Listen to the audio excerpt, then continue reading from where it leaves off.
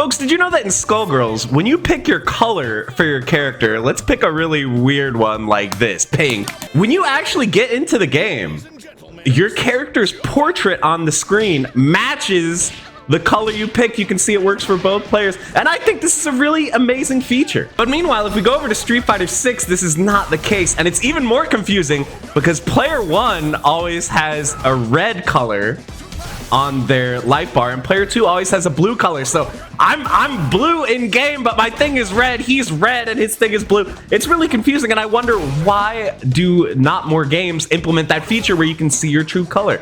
And there's kind of a lot of things like this in fighting games that I think more games need to do, so that's what we're going to be talking about today. Hold on, wait a minute, guys. Looks like I've received a message from Marvel Strike Force. That's right, guys. It's the 6th anniversary of Marvel Strike Force, and they need me to help assemble the perfect team. You guys know I have a bit of history with some of these Marvel characters, so this should be no problem. In case you guys don't know, Marvel Strike Force is a mobile squad RPG that lets you put together your favorite team of superheroes and supervillains and square off against huge threats like Doctor Doom and Apocalypse. I think I'm gonna have to start out with Deathpool. She can heal herself like Deadpool and debuff and deal massive damage to enemies. Let's add on Magneto. He can use magnetism to pull the enemies in, and then we'll throw in Thanos, who can do big AoE damage to all those enemies. And hold up, they got Gwenom in this game? She can remove all enemy shields. We're definitely going to want that. And we need a leader, right? Let's go with Iron Man. He has high armor, which should help him tank a few hits if needed. I'm always super impressed by this game's visuals. These characters seriously look super detailed and totally accurate to what the characters should be. Once you've assembled your own team, you can take part in all kinds of anniversary celebration events like daily login rewards, milestone events with goodies to unlock, weekly events where you can win grand prizes and anniversary items, and even villain celebration featuring guys like Doctor Doom, Mephisto, and Apocalypse. So guys, if you want to join the party, download Marvel Strike Force today using the link below, and make sure to enter the promo code MSF6 to get 310 premium Deadpool shards, 500 power cores, and 5 premium orbs for all new users. And returning players, don't worry, you guys can use the code NIGHT to get 15 Nightcrawler shards, 500 power cores, and 5 premium orbs. So once again, use that link below to install Marvel Strike Force today, and thank you so much to Marvel Strike Force for sponsoring this video. While we're on the subject of color palettes, there's a very, very amazing feature that I have seen in very few games. So let's talk about custom color palettes. How cool is this? Under Night In-Birth 2 Cis Celeste has this feature, and some older games have had it as well throughout the history of the genre, but most fighting games these days are very scared to put this feature in and give the player full control of their color palettes. I guess there's a few reasons why we don't see this. One is that they can't sell you extra colors if you can just make yourself whatever color you want, so I guess that's probably part of it. Also, I think there's some concern with trolling, like you can make your character all neon purple or whatever, and then you can't really tell what they're doing because everything's the same color. I don't know. Or I know in some games they've like made characters' pants flesh colored so it looks like they're not wearing pants. Maybe they're concerned about that. I don't know, but this is an awesome feature. I absolutely love it, and I wish more games would have it, man. Stop making me play arcade mode for 10 hours or whatever to unlock more character palettes. Just let me make my own palette any way I want. How handy is this? It's so nice. All right, next up, I think more games should have a benchmark that you have to do before you can play online. Even way back in Ultra Street Fighter 4, they had this feature. There was a PC test benchmark that the game forces to play the first time you try to play the game online. And if your FPS is below 60, they will not let you play, because obviously the two players are going to get desynced, or you're going to slow everything down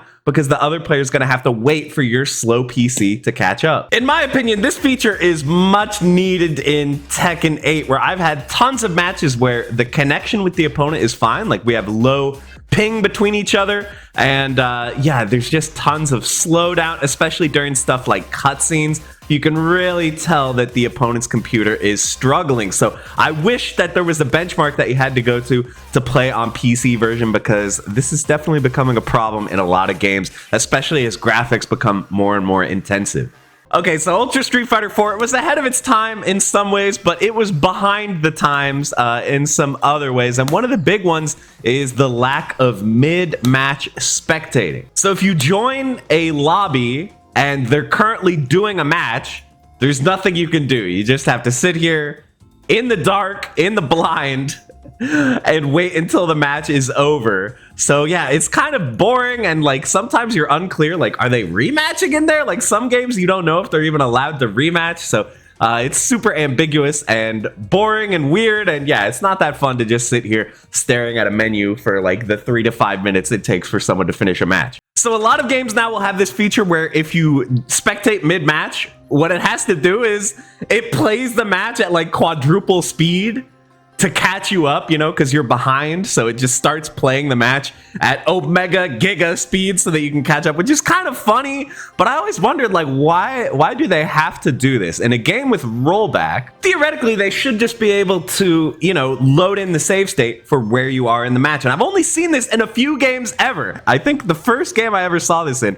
was actually Fight of Animals, which is like a meme indie fighting game made by a really small team. And when you join a lobby, you just jump to where the match is. Isn't this incredible? No speed up, no weirdness like that. So I always wondered why are Fight of Animals and Fight of Gods, which are these like meme fighting games that are indie games, how do they have this? But games like Tekken 8, Street Fighter 6 don't have true mid-match spectate. They have to do the weird like speed up workaround thing. So I don't know. It's just a weird thing, but I would love to see more games implementing this high-level tech of true mid-match spectate. Speaking of spectate, another really amazing feature that is starting to pop up in more fighting games these days is replay takeover.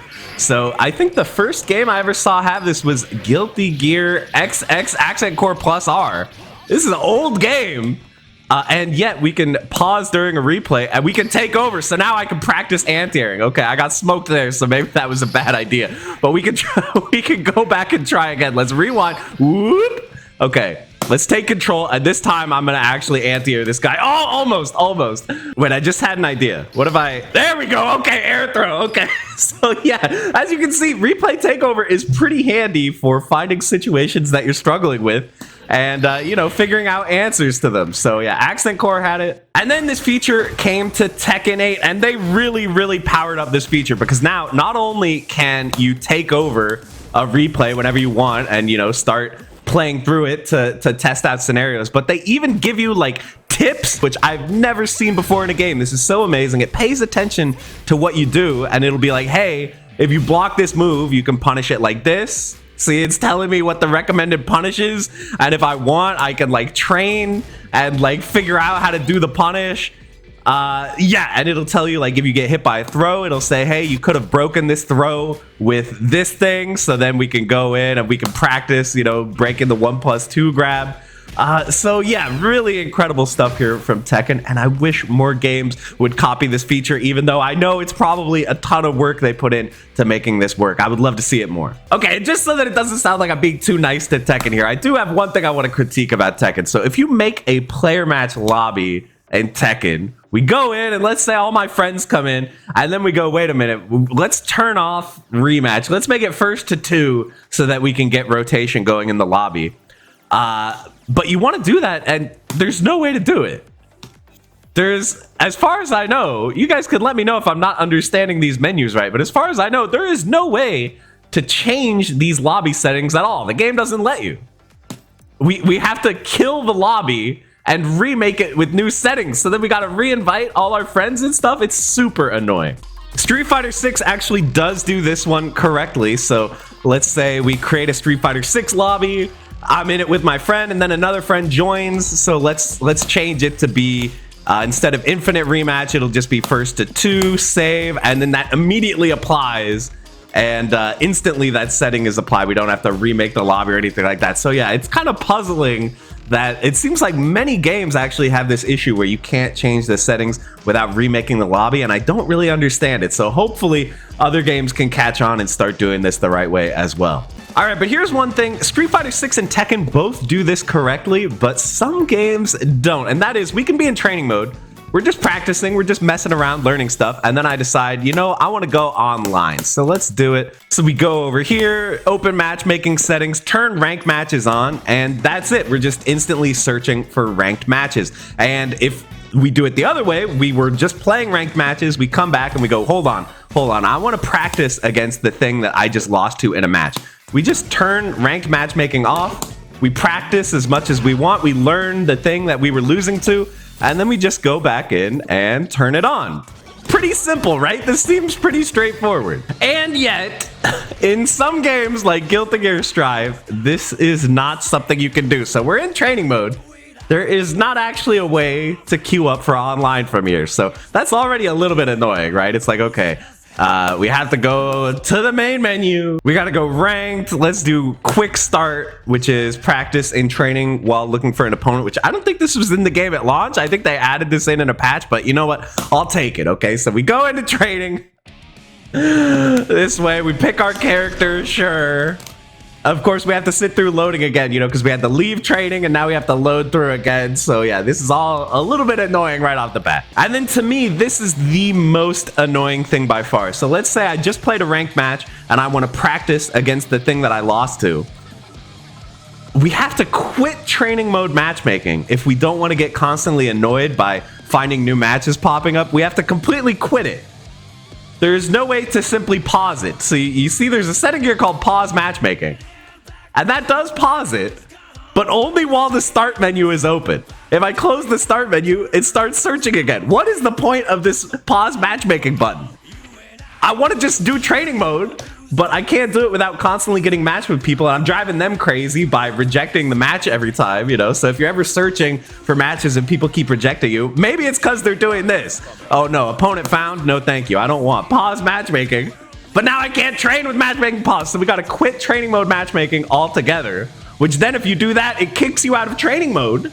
So then you have to sit through another loading screen if you want to get back into training mode and practice. So as you can tell, this is very annoying to me. This is very frustrating. Guilty Gear Strive has a lot of problems with loading and like pop-ups and requiring you to wait to actually do things in the game. And this just exacerbates it by making you go through all these different menus and modes before you can get back to doing the thing that you want to do. So yeah, Guilty Gear Strive. I love the game, but the menus really, really get on my nerves.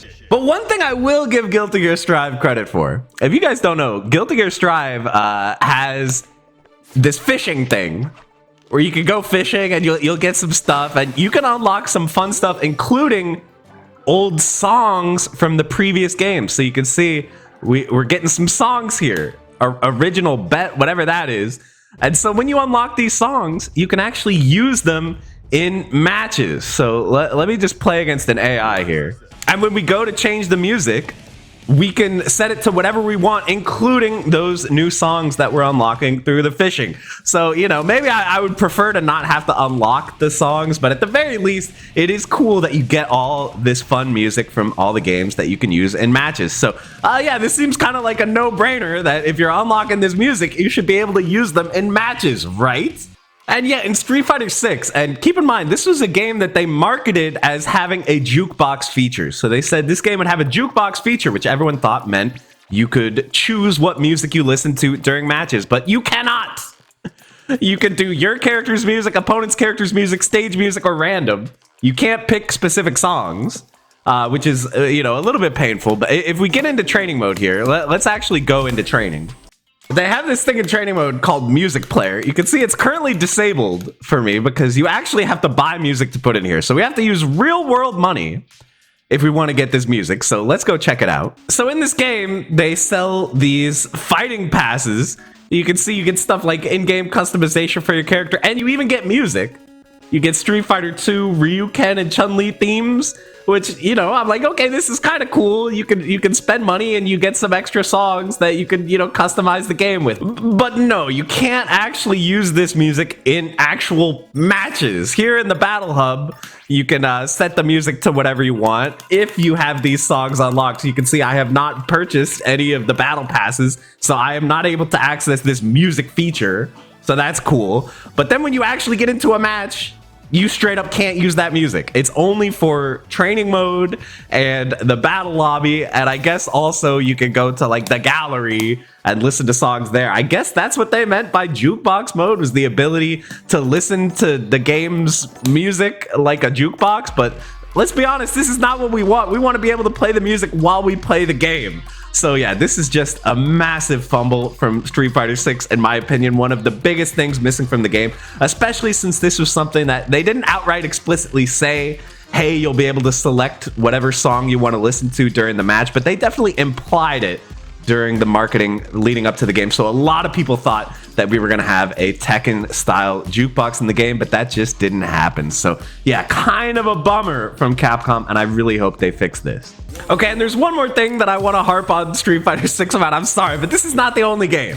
Many games these days are missing this feature, even though I feel like it was pretty common in older games, and that feature is special intros. Yes, in Street Fighter 4, 5, and 6, special intros are kind of a thing of the past.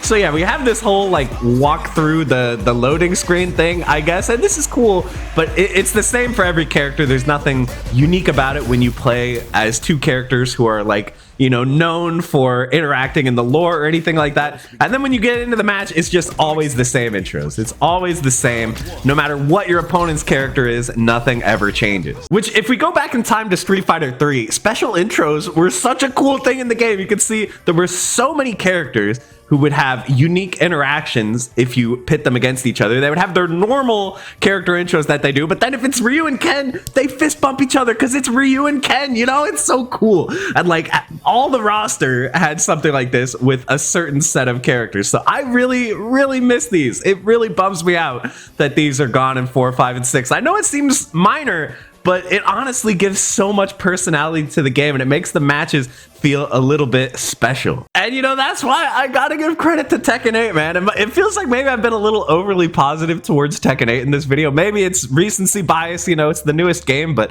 I feel like they did a lot of little things to make the game feel more special and feel more complete. And this is one of them, is that there are special intros for a lot of the cast, and these are hype. I let these play, man.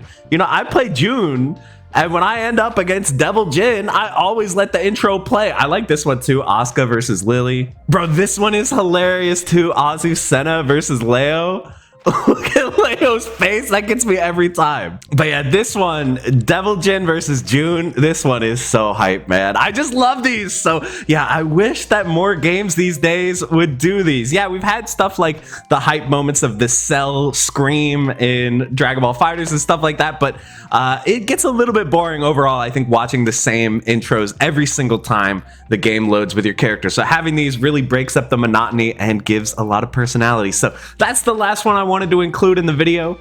Let me know what you guys think. Am I just making a mountain out of a molehill here? Am I complaining a lot? I feel like I've been complaining this whole video, but honestly, we really are in the golden age of fighting games right now. Like, there's so many good games coming out, so that just makes it stand out even more when games are missing key features that might have been in previous games from an era prior. But anyway, I love all these games, even if I talk smack about them, and I hope you guys enjoyed the video. So let me know down in the comments if there's anything I forgot. And with that, we're going to end things. Thank you so much for watching, and I'll see you in the next one. Bye, everybody.